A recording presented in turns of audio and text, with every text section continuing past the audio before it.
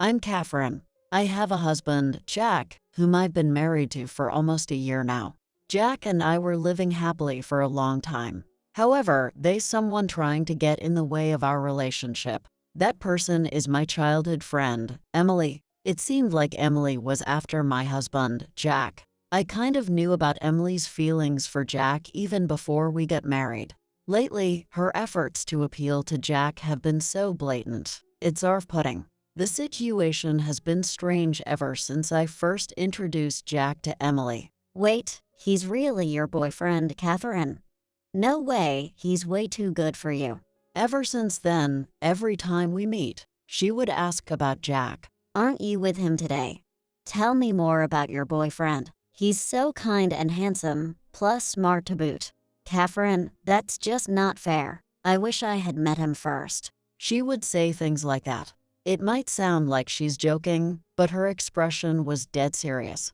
Emily has always had a thing for other people's partners and even tried to steal them for Rayal, so I caught on quickly this time too.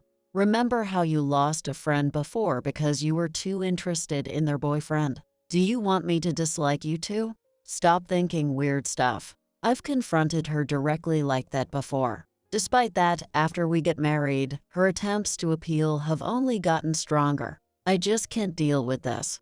I thought to myself as I watch her actions coolly. Since Jack and I started living together after getting married, Emily has been coming over to our place way too often. Without any real reason, she comes over when she has free time and refuses to leave until Jack comes back. When Jack returns from work, her face lights up, and she enjoys conversing with him, completely ignoring me. I don't know if Jack was just oblivious or pretending not to notice. I really hope she was not seriously thinking about stealing a married man. It was so blatant. It's almost laughable. Of course, I've set her straight a few times. Hey, you've been coming over almost every day recently. What's up with that? You're not just hanging around to talk to Jack, are you? We're friends, so it shouldn't matter how much we see each other, right? Your place just feels so homey, Catherine. And I'm friends with your husband now, so of course, we're going to talk if we see each other. Wouldn't it be weird to ignore him just because he's here? Emily would say something plausible in response. So I tried being even firmer. It seems like you're waiting around for Jack to come back, doesn't it? Even when I say I need to do housework, you don't seem to want to leave. But after you've had your chat with Jack, you leave without a fuss. No, really, it's just a coincidence. Catherine, you're overthinking it. We're childhood friends. You should trust me more. But my words just don't seem to get through to Emily. We have such a long history, and without concrete proof, it was hard to just cut her off. But leaving things as they were felt dangerous. Around that time, I found myself thinking about her every day. We were seeing each other practically every day. Actually, I've talked to my husband about this, but he seemed oblivious to the fact that she's into him. I wasn't sure whether that's really true or not, but he told me I could trust him, so I did feel reassured. However, it's hard not to be bothered when Emily keeps hanging around Jack. By the way, Emily didn't have a boyfriend. If she did, she probably wouldn't be doing this. I had given her plenty of warnings, and I was sure nothing bad will happen. But then, Emily said something outrageous. Just the other day, as usual, she came over to hang out, but she had this intense look on her face. Even when I tried to make light conversations, she didn't respond much, so I got concerned and asked, "You've been looking thoughtful all this time. What's going on?" Then Emily looked me straight in the eyes and said, Catherine, divorce your husband. "What?" I was so taken aback by her unexpected words. Emily, seeing my shock, continued, I'll marry Jack. "Excuse me." Again, I was shocked by her unexpected words. I couldn't tell if she was joking or serious. Since there was nothing odd about Jack, I knew she had come up with this on her own. Could you not start with something so bizarre out of the blue? It's not weird. You knew deep down, didn't you? I've watched you two get married, but no matter how I think about it, you and Jack are mismatched. So you think you're a better match for Jack? Of course. I love him more than you do. Love him? You hardly know him. I do know him. I'm more confident about my feelings for Jack than you are. That's why Jack would be happier marrying me than staying with you. I didn't know what to say to my childhood friend who just unloaded this fantasy on me. I was aware of Emily's feelings, but I never expected her to reveal them like this, so I was genuinely shaken. But then I quickly regained my composure. There's no way we're getting a divorce.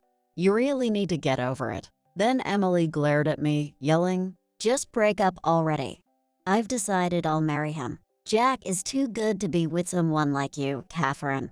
You're not good looking, you're clumsy, and you're not a good match for Jack at all. I can fulfill his ideals and do anything for him. She seemed nothing more than a child throwing a tantrum. I was so annoyed, I started thinking of ways to shut her up. Simply rejecting her wouldn't satisfy her. I figured I needed something that would force her hand. That's when it hit me. All right, fine. I'll give you and Jack time to talk it out. Really? Because I'll seriously take him from you. If Jack agrees to be with you, then by all means. Thank you, Catherine. I want some time alone with him to talk things through. Then we'll decide on the time. You just wait for my call. When I told her that, she left with a big smile on her face, looking satisfied. However, I had no intention of leaving Emily and Jack alone. Emily complied with the date and time we had set. And when she arrived on time, she was surprised to see me there. Huh? Catherine, where's Jack? And who's that lady next to you? This is my husband's mother. His mother. Hello there. Nice to meet you. Seeing Emily fumble her greeting, I had to work hard not to burst out laughing. Then I let the bewildered Emily know. If you want to talk about marriage with him alone, first you have to pass his mother's inspection. Huh? Inspection? Yes, I went through it too. Without getting on her good side, you can forget about marrying him, let alone having a serious talk, just the two of you. Hearing this, Emily froze up again. How? I've never heard of such a thing. Well, it's something I haven't told anyone. But if you want me to divorce him, you'll have to try hard, okay? You have to convince her that you're better than me. While I was saying this, my mother-in-law was glaring sharply at Emily. But actually, there was no such thing as a strict inspection by her when I married my husband. She just liked me from the start, and we get along really well. Of course, Emily was shaken by this unexpected turn of events. But it seemed like she felt she had no choice but to go through with it. She quietly took her seat, understanding the situation. And then, thinking she had to make some conversation, she started asking my mother-in-law questions. You're his mother, right? Nice to meet you. Has Catherine told you about me? I hadn't heard a thing about you. And frankly, I'm not interested. Just looking at you, you seem neither smart nor cultured. I nearly burst out laughing again at my mother-in-law's full-throttle approach. Given Emily's personality, she wasn't the type to back down easily. I'm actually quite smart, you know, and I've been well brought up, so at least I can be a better wife than Catherine. She started to make her case. Then my mother-in-law, looking exasperated, said, "How smart can you be if you're disparaging the wife my son chose? Putting someone down to raise yourself up is something only an ugly person would do. To my eyes, Catherine is 100 times more wonderful woman than you could ever be." Contrary to my genuine admiration for my mother-in-law's words, Emily's face twitched visibly. No matter what Emily said afterward, my mother-in-law cleverly counted everything. Eventually, Emily completely lost her temper. Anyway, this has nothing to do with you, does it? This is a matter between him and me. Why don't you understand your son's feelings instead of doing something as nonsensical as this inspection? Meddling in your grown son's love life seems questionable. Both my mother-in-law and I were surprised at that.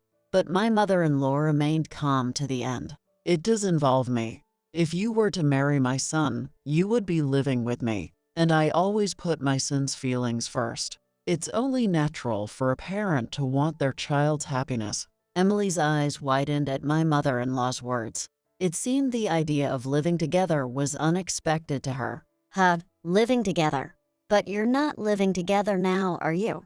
I've been over many times, so I know that much. Catherine has already told me that we're going to be living together from now on. Of course, this was a lie my mother-in-law came up with on the spot, but Emily believed it wholeheartedly. No way.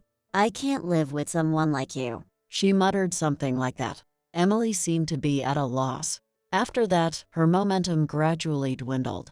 Anyway, I have no intention of undergoing your inspection any longer. I'm going home. With that, she left as if fleeing. My mother-in-law and I high-fived, declaring the strategy a success. At that point, Emily hadn't given up yet. But since she was getting ahead of herself, I think we managed to handle it smoothly. Seeing Emily shocked by what my mother-in-law said felt somewhat satisfying. However, it wasn't over yet. Emily contacted Jack directly and poured out her feelings to him. That night, my husband told me that his childhood friend had confessed her feelings to him. He said he had never seen her in that way before and that it was out of the question. He had only ever seen her as my childhood friend, and being confessed to was just a nuisance. He had clearly turned her down. Well, it was an unrequited love from the start. She must have been very confident in herself because she couldn't accept being rejected and contacted me the next day. I confessed my feelings to Jack yesterday, and he said it was impossible and rejected me. Catherine, did you say something bad about me? She seemed to think I had sabotaged her love. Well, I am a hurdle for her since I'm married to him. Even if Jack and I weren't married, he would never choose someone like you. You seem to have a lot of confidence in yourself, but with that attitude, you'll probably be alone for a while. But I doubt anyone will sympathize with you. As for me, this is where I cut ties with you. Emily seemed shocked by my words. What? I'm definitely a better woman than you, Catherine, she said bitterly. A truly good woman wouldn't say that. First of all, a good woman wouldn't think of stealing someone else's husband. You'll never be a good woman, no matter how long you live. Goodbye. Saying that, I hung up the phone and felt incredibly relieved. Then I blocked her number. This means I'll never have to contact her again.